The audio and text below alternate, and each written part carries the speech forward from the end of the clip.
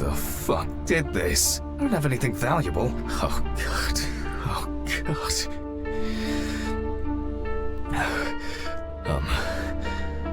What am I supposed to do now?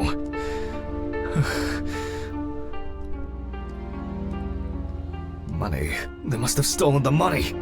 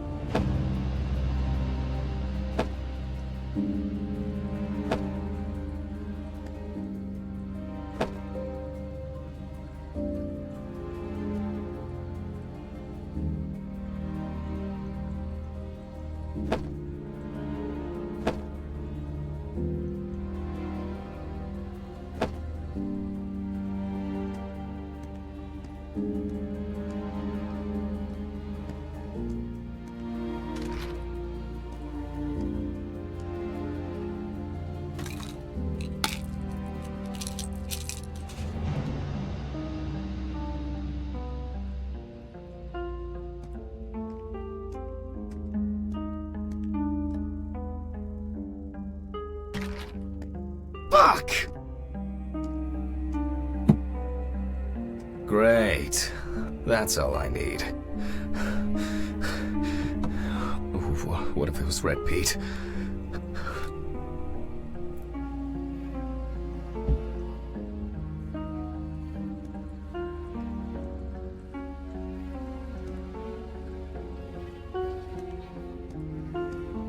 Where? I need my pills. I can't get my thoughts together. Okay. I'm gonna have to report this to the police. Christ. Why did the neighbors not report anything? I'm calling Steven.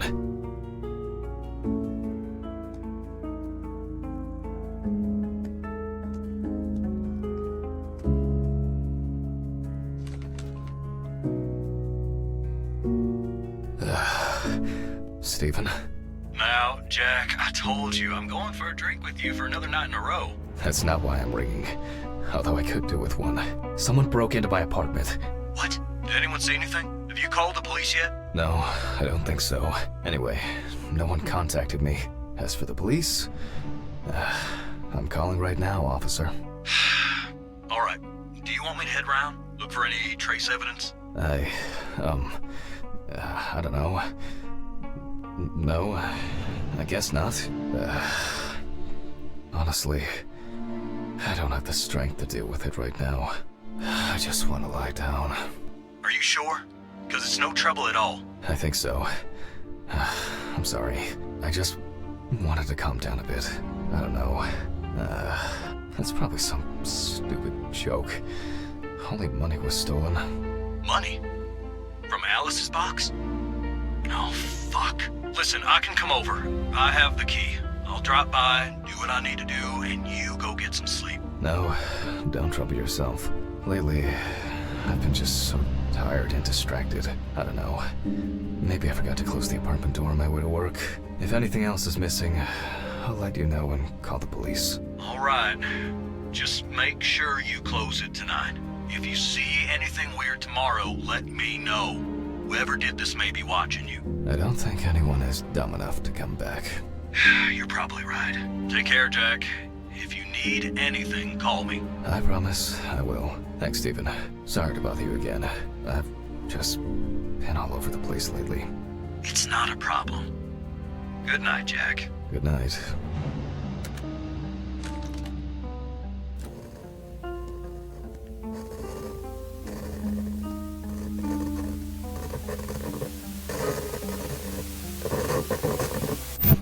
What?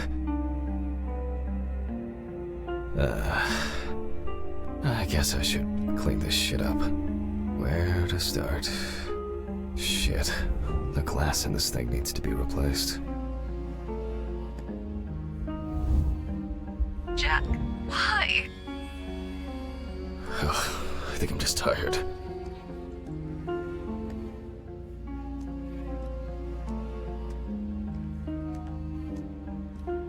To be honest, I could leave it like this. There you go. I still don't understand why Alice liked this painting so much. Maybe I could barricade the door with this. I should pack this thing away. I have no interest in DIY at the moment. Now I'm sure I won't get caught up in these papers. Alice's family should really have some of these. That's enough for now. Jeez, I'm exhausted. I'll get the rest in the morning.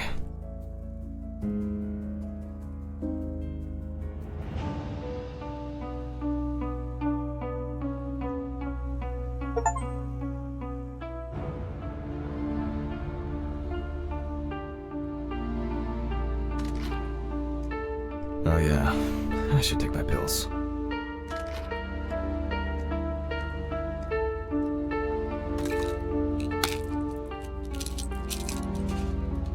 I feel like it takes me forever to finish these things. That's enough. It will never look clean. I need to quickly change and finish getting ready. I'm gonna be late for work again.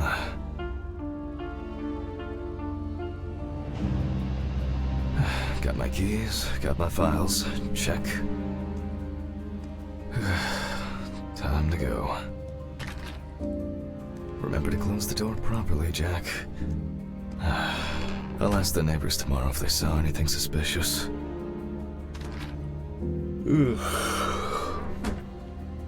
I wonder if Ridley fixed the coffee machine.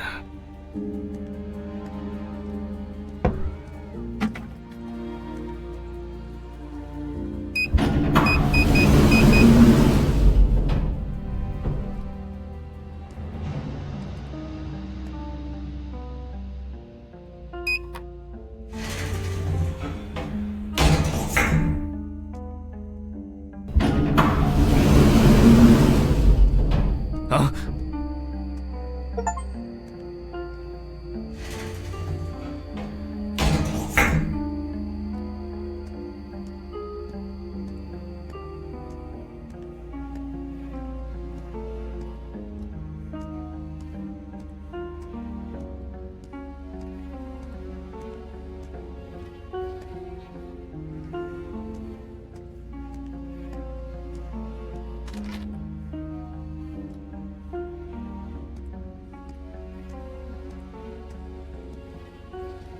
Oh shit. Almost left the door open.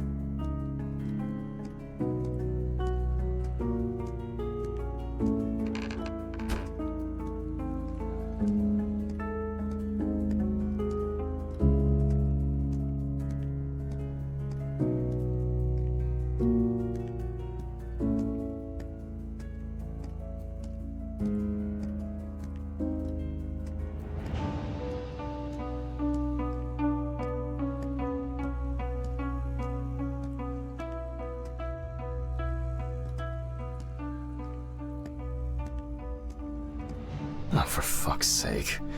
Maybe they'll finally fix that door.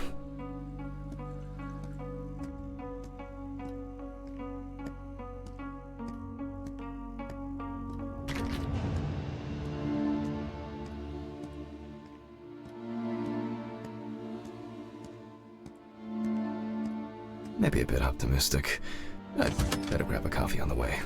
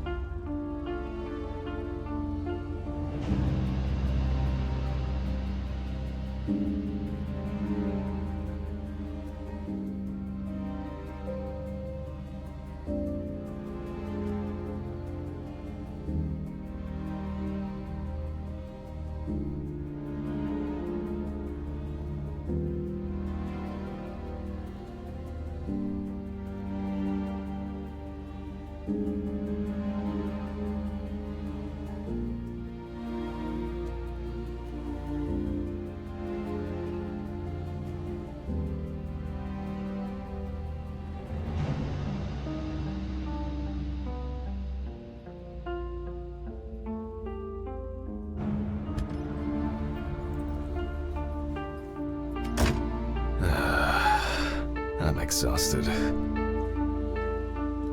I wonder who Stephen brought in today. Good morning, Mr. Ridley. Oh, he's not here yet? No, I'll do without him.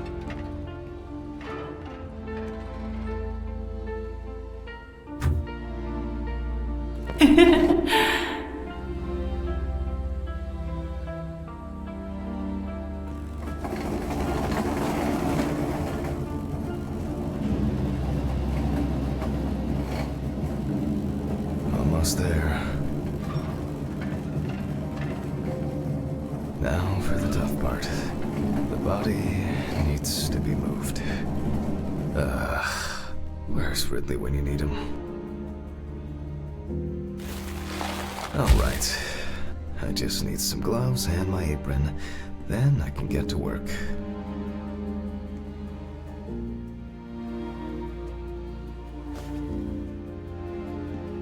I'm going to need my tape recorder for this.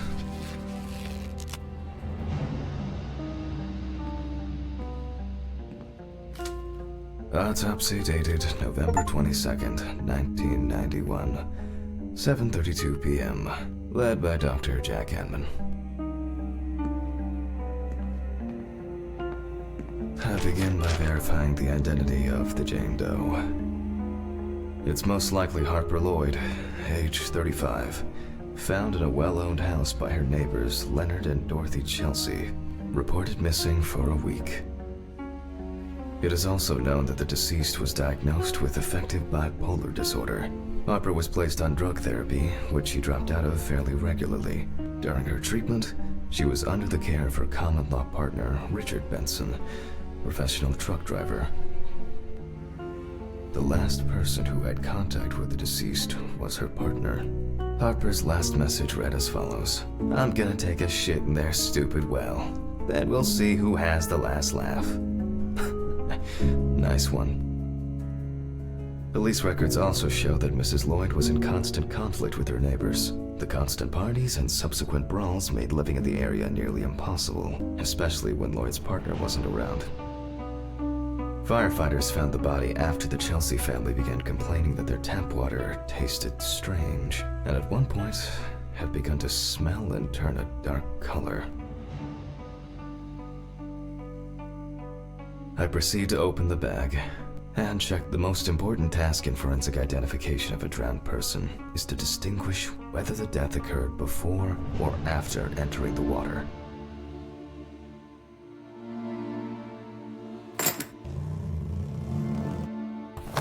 Okay, that could have been worse. I carefully removed the victim's clothes so as not to damage one shoe as missed. The deceased was found fully clothed. I'm going to need the camera to document all possible suspicious marks.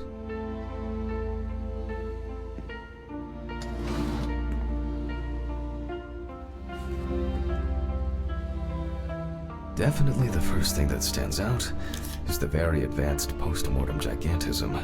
The skin of the deceased appears very delicate, smooth, and relaxed from being in the water for a long time. The whole body is extremely pale. Post-mortem markings are seen on the underside of the body, that is, on the back, thighs, and calves of the deceased.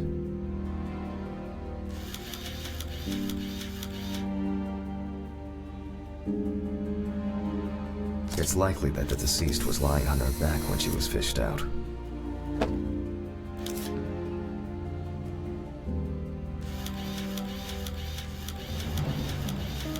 The so-called washerwoman skin on the feet. The deceased had indeed been in the water for a long time.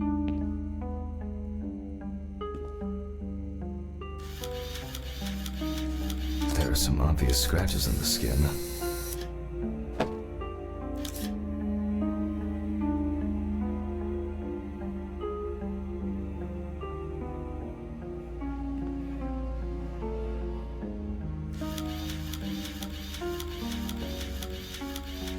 There are bruises and hemorrhages on the neck. These usually occur due to increased inhalation when fighting to breathe underwater.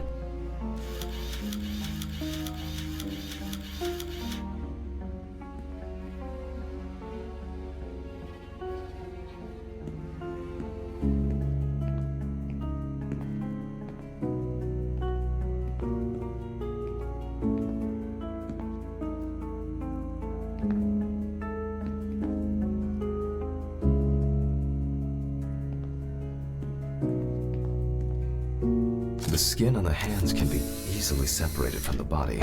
The separation takes the form of a glove.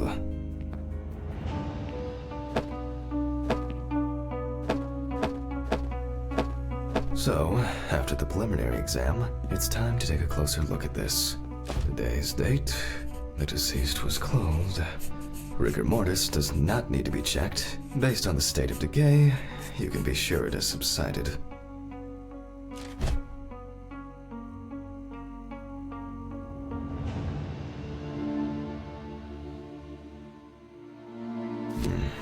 Where to start? There are obvious scratches on the skin, especially on the back and hands. These could be defensive wounds, evidence of some sort of altercation prior to death.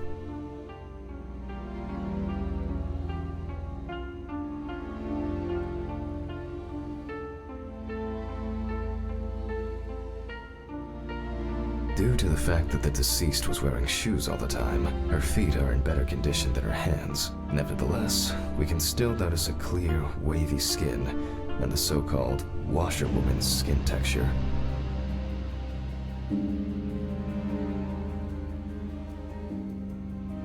No obvious signs of struggle. The skin on the hands would have easily peeled away from the flesh. Some of the fingers have already lost their nails. Yep, pretty typical. Liver mortis are formed as a result of putrefaction of blood in the veins. The spots have a purplish blue-red hue, which is a typical sign of the death of the organism. We see thick, white foam in the mouth of the deceased, resulting from pulmonary edema. Foam is a characteristic in deaths due to drowning. Okay, that's probably enough to indicate a direction for further examination.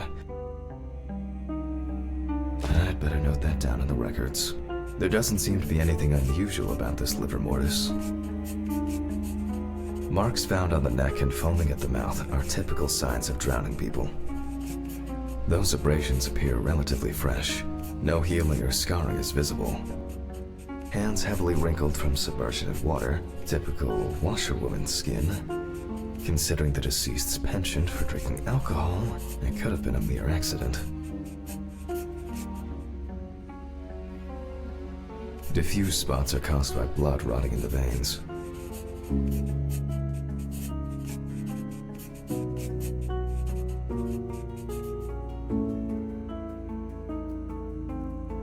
Their distribution suggests that the victim was probably lying on her back when fished out of the water.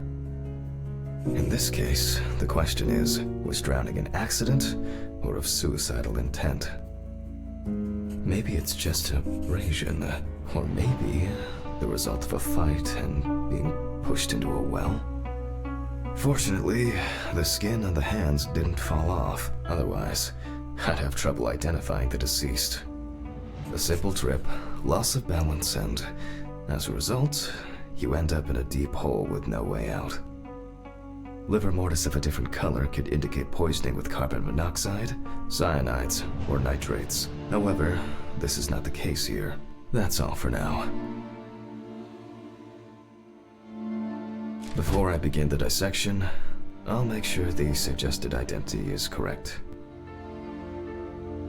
The suitcase with the fingerprint equipment should be around here somewhere.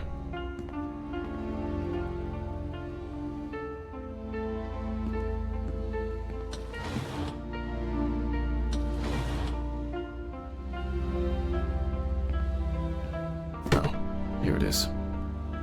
With decomposing bodies, the tissue of the pads of the fingers tends to shrink. To remove these shrinkages, a mixture of glycerin or air is used. If the body of the deceased is well preserved, fingerprinting is similar to that of a living person. The fingerprint sheet should always be checked. Slipping fingers, too much or too little ink, or inaccurate hand position can make fingerprints illegible.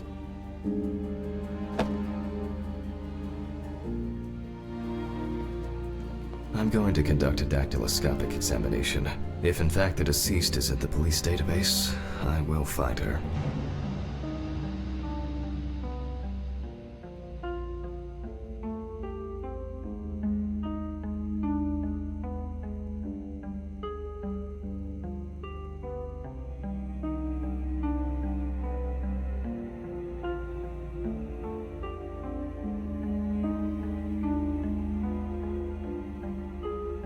Glycerin is injected successively between the nail and the skin of each finger. The substance then enters the fingertip, removing shrinkage and wrinkles.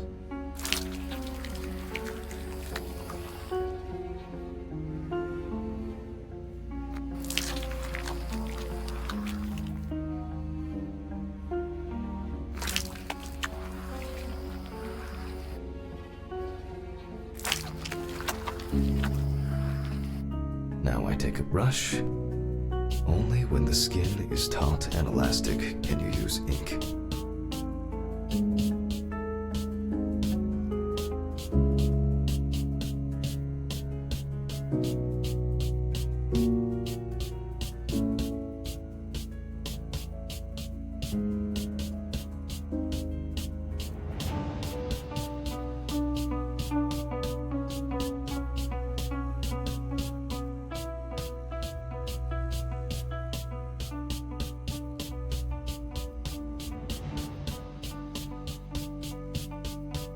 I think it's enough.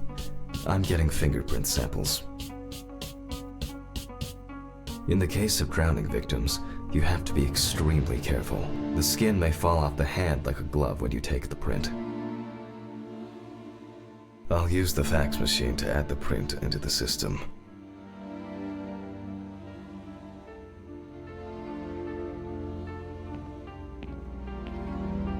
Green button and...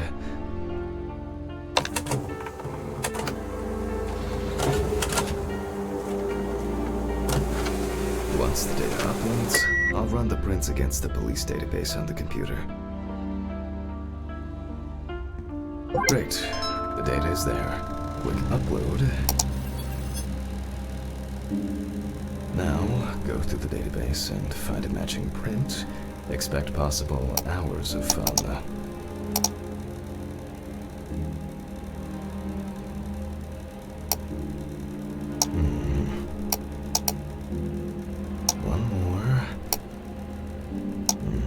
Okay, let's check for matches.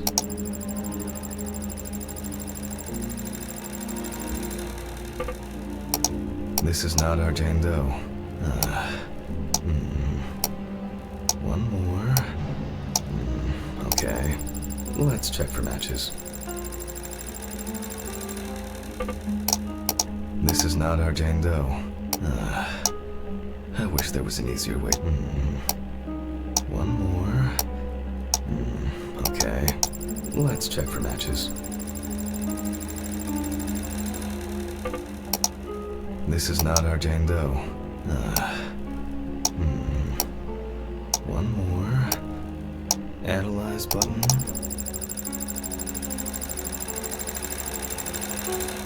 And we have a result. Everyone has a story to tell, even if it's just a police record.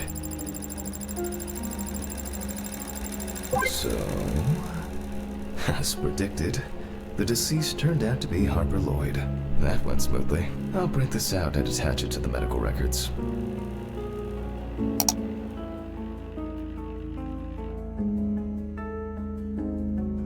Great. Now I can go back to my inspection.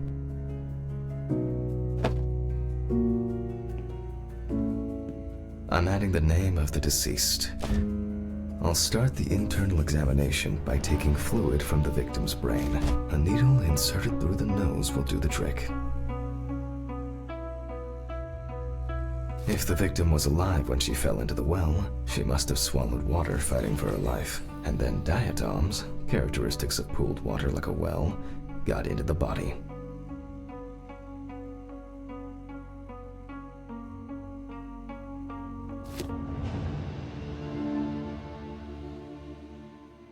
In the meantime, I'll check the sample under the microscope.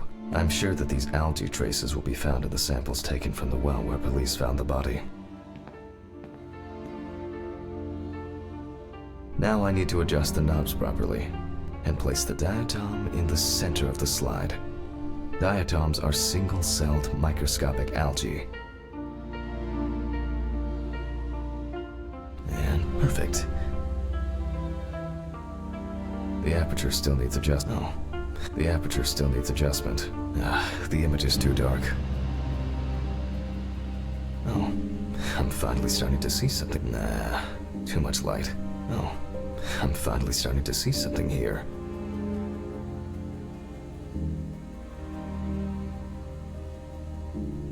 I won't even notice an army of diatoms from this distance. Great. This way I'll see if I'm dealing with a large concentration of these algae. It's not a dirty lens, I'm afraid, but rather a bad focus. And perfect.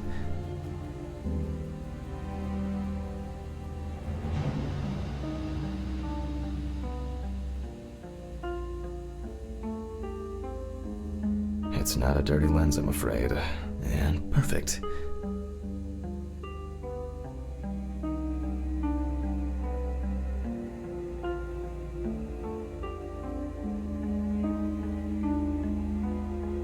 As expected, we find the aforementioned algae in the solution. Their upper part, Epitheka, which overlaps the lower, Hypotheka, is clearly visible. The presence of diatoms in the brain samples taken indicate that the deceased was certainly alive when she fell into the water and was possibly conscious.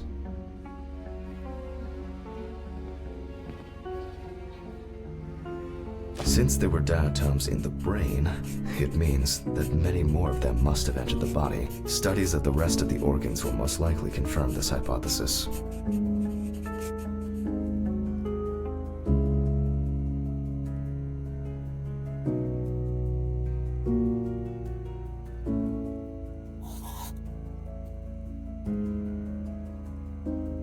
I can finally get to the practical part.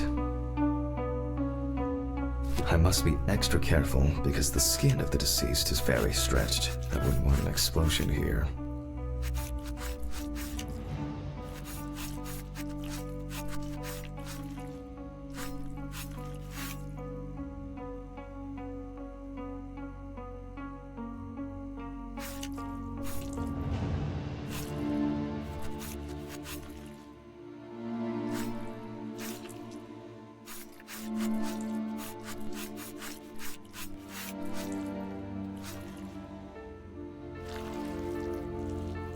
You can immediately see a very large swelling of the organs. In addition, all internal organs are very congested.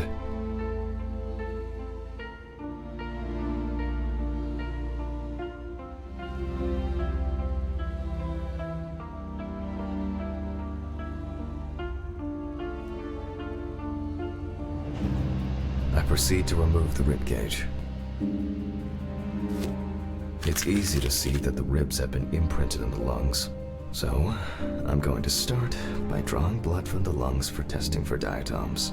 If diatoms were only present in the lungs, this would mean that the victim was placed in the well after death, and the perpetrator wanted to get rid of the corpse in this way. Now, I remove the lungs and proceed. Taking the lungs in my hand, I feel that the tissues have lost their elasticity, which is the result of water emphysema. In addition, there is significant swelling of the organs, and as a result, we have a nice imprint of the ribs. The emphysema itself, it's clear how far it's progressed, which is characteristic of drowning.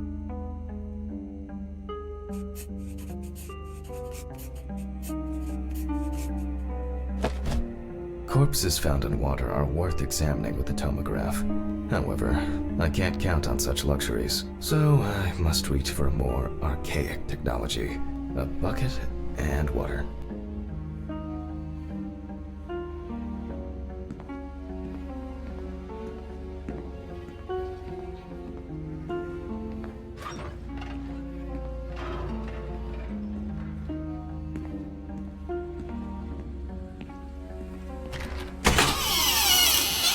Huh?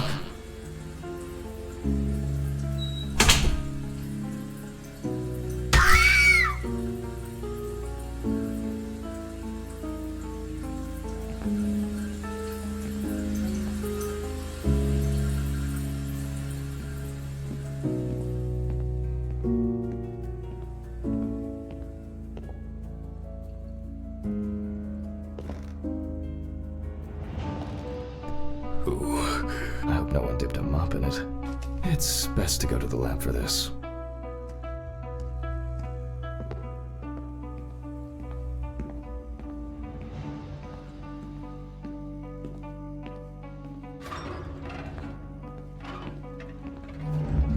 Jesus.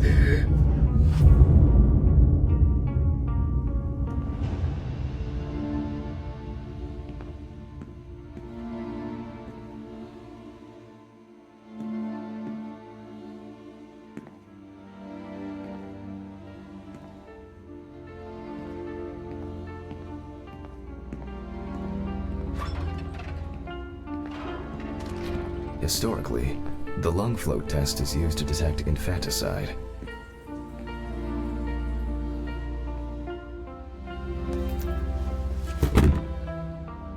The water should be at room temperature.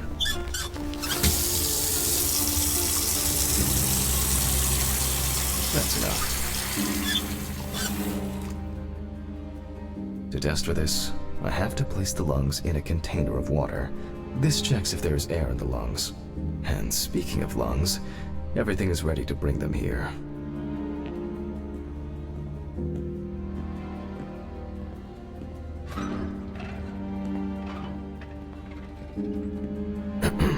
Of course, such a study isn't without flaws. Air may have entered a newborn's airways during resuscitation attempts. Gases released during decomposition could also give a false. In this case, however, it's about something else. Namely, the amount of fluid in the lungs. To test for this, I have to place the lungs in a container of water and wait to see if they fall or if they will float on the surface.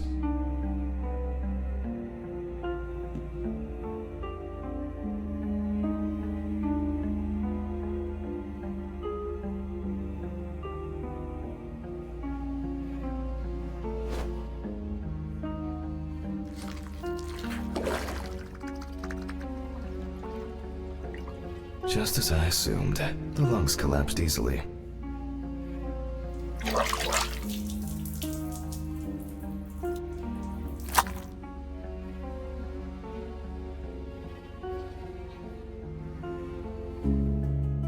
Fluid could have entered the lungs during panic attempts to catch breath underwater, but it could also be the result of bacterial infections or cancer, so further investigation is needed. I move on to dissecting the lungs of the deceased.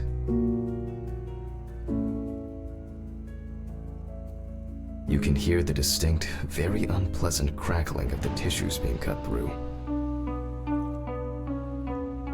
The parenchyma is remarkably pale, although small hemorrhagic foci and petechia are present on the surface. All right. Now, I will check the collected fluid under a microscope. If we find 20 diatoms on the slide, it can be considered drowning, and our result is not false positive due to possible contaminations. Let's see, although I expect we'll find them easily. And perfect. But nah, oh, I'm finally starting to see something here. I won't even notice an army of diatoms from this distance. Great. This way I'll see if I'm dealing with a large concentration of these. As expected, in solution, the diatoms are clearly visible. There are smaller and larger clusters of them. There will definitely be more than 20 of them. I'll make a note of all this.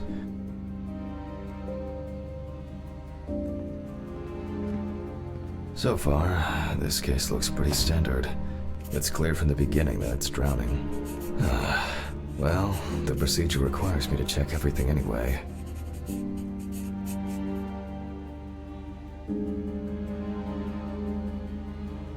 So, I move on to checking the other organs. I ligate the heart, and strongly developed putrefactic hemolysis the organ can be seen at first glance. Apart from that, no signs of a heart attack or other heart disease.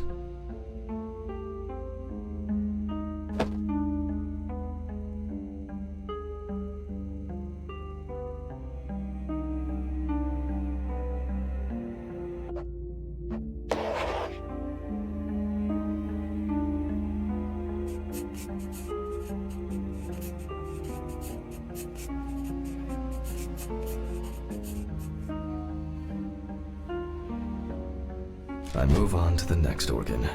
This time, it's the liver. It's immediately apparent that the deceased didn't care for herself. The beginnings of cirrhosis are visible in some areas. I transfer the organ to a board and proceed to dissect.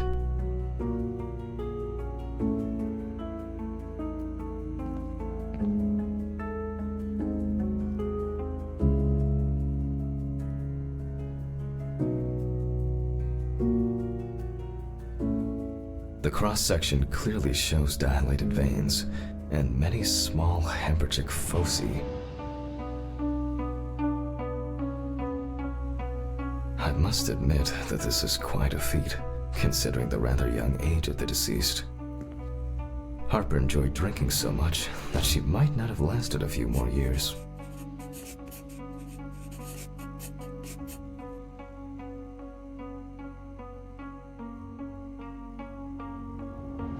I move on to the stomach. I take a sample of the fluid for testing.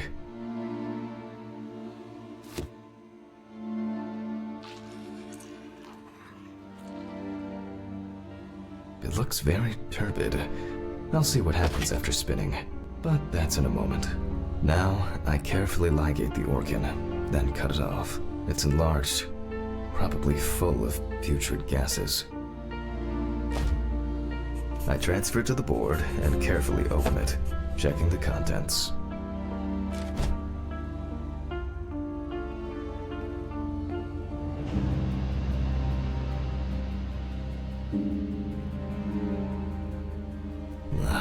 One thing you'd never get used to is how much this task smells.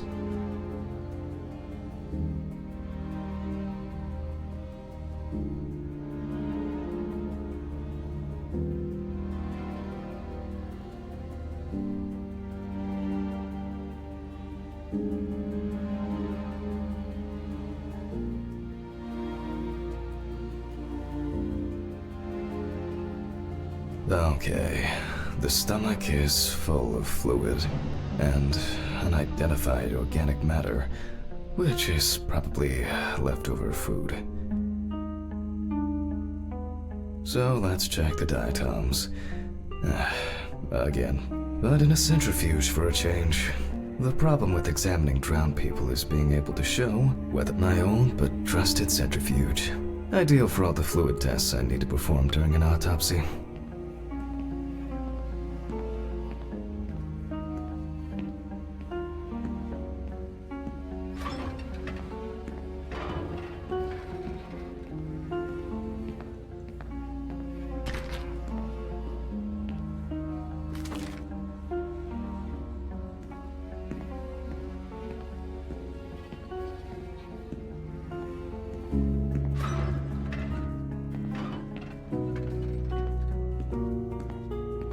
Okay, this is one last little sample.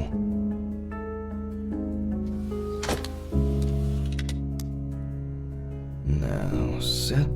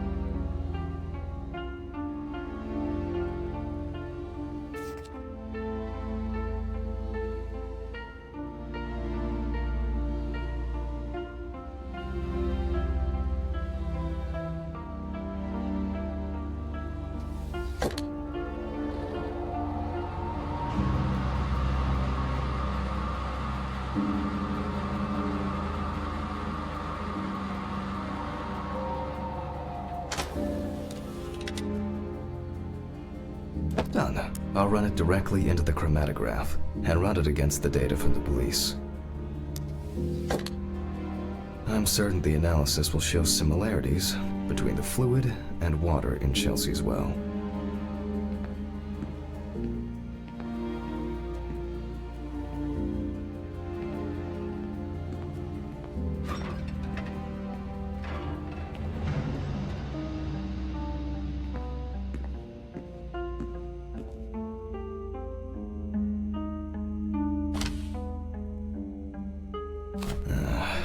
Let me think. 3 milliliters should be fine.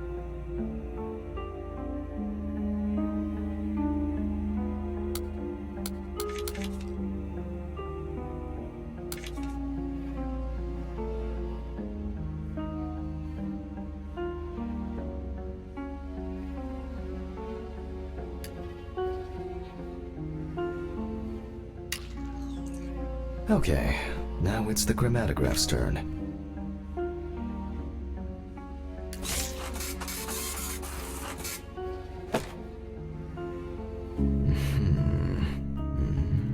Yes, the water sample matches the one provided by the police.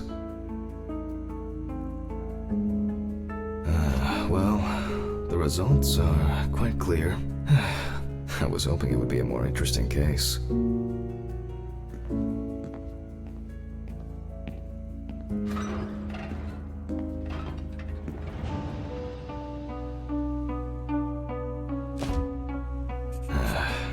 More diatoms. Analysis indicates the same origin. Blah, blah, blah.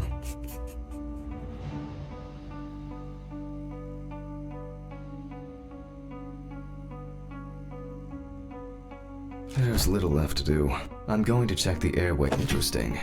Looks like there's something stuck in the trachea. I'm moving to the board for further inspection.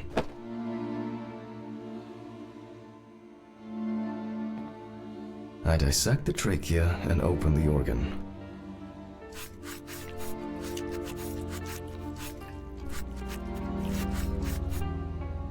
Based on the size, I can say that it's a woman's wedding ring, quite standard from the outside.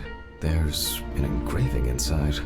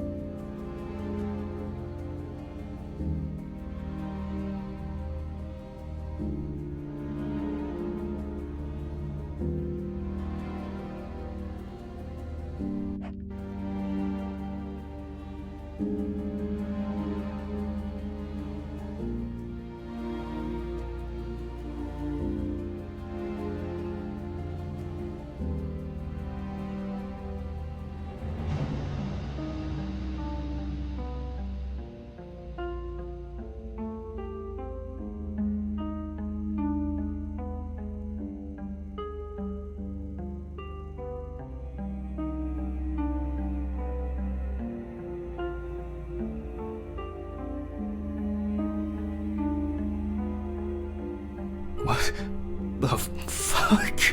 But this is my ring. Alice's ring.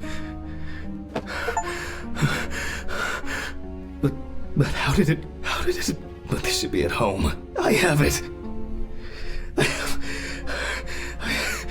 At home. I have to check this out. Where are my meds? Where the fuck are my meds? Jesus Christ! Hope these all make it go away.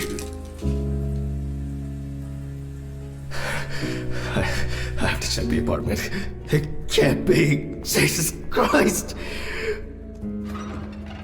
Mr. Ridley. Mr. Ridley! What's all the ruckus? I need to go home. Immediately. What? Now? I have to. Have you seen anyone here this morning? Anybody suspicious? No, there was no one. Dorothy was, but only for a moment, then she left. What's wrong with you, Hammond? Okay. Thanks. What about the corpse? I'll come back, I promise. Jesus Christ!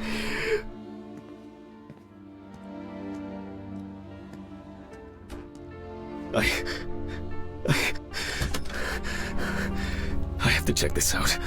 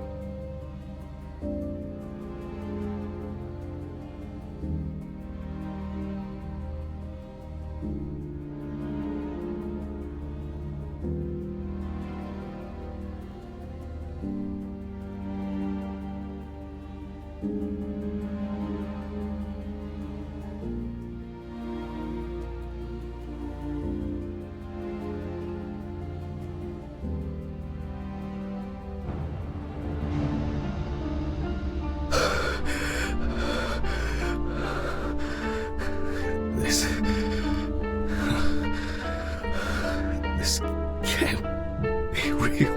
Where is it? Where is it? Where?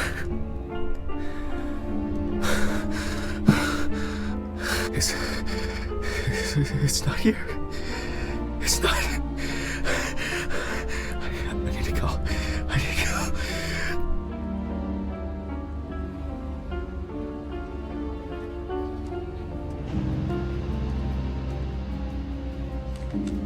This is sick! Fuck!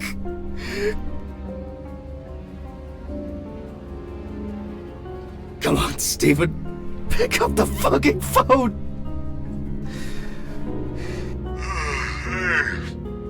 What's up, man? They took the ring! What?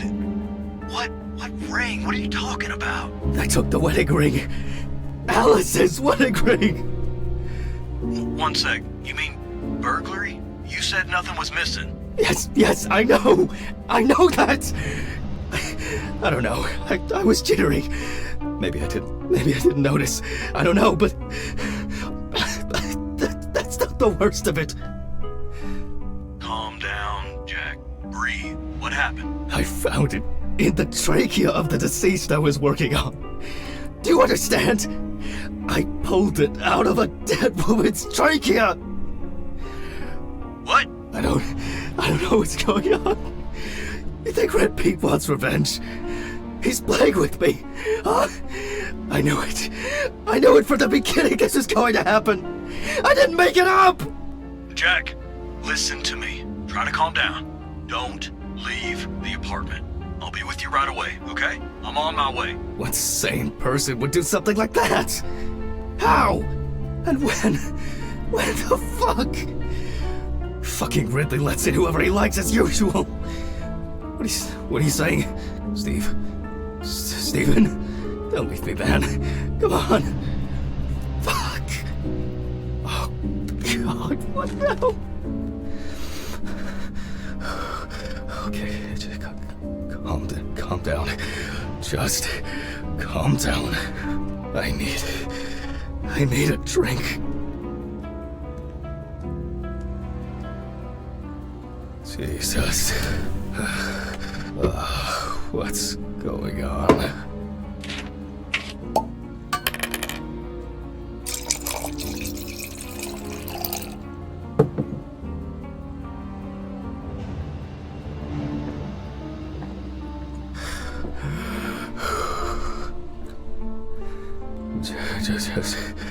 Just one sip more. Yep.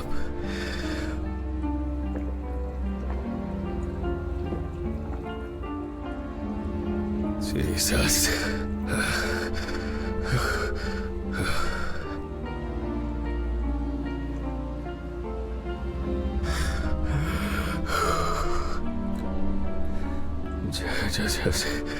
Just one sip more. Okay. Ugh.